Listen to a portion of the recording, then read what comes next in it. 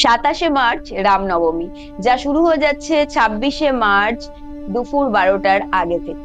আর এটা থাকবে 27শে মার্চ সকাল 10টা 15 অব্দি।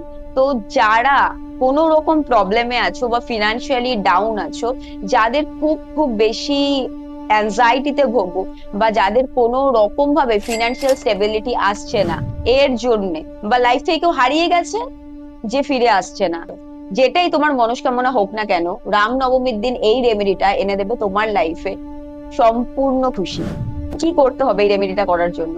108খানা আকন্দ ফুলের পাতা আমাদের লাগবে। আর লাগবে হচ্ছে অরেঞ্জ কালারের সিঁদুর এবং চামেলির তেল। চামেলির তেল আর অরেঞ্জ কালারের সিঁদুরটাকে একসাথে অ্যাড করে রাম নাম লিখবো। যদি সংস্কৃতে লিখতে পারো খুব ভালো কথা, আদারওয়াইজ বাংলাতেও লিখতে পারো সবাই। রাম নাম লিখবো প্রত্যেকটা পাতাতে, 108খানা পাতার রাম নাম লিখে সেটা দিয়ে আমরা কি করব, মালা তৈরি করব। বা আগে মালা তৈরি করে নিয়েও আমরা রাম নামটা লিখতে পারি তারপরে। ঠিক আছে? এটা হয়ে যাওয়ার পর আমরা হনুমানজিকে এটা পড়িয়ে আসবো, কারণ রাম নামের চেয়ে প্রিয় ওনার কাছে অন্য কিছু নেই।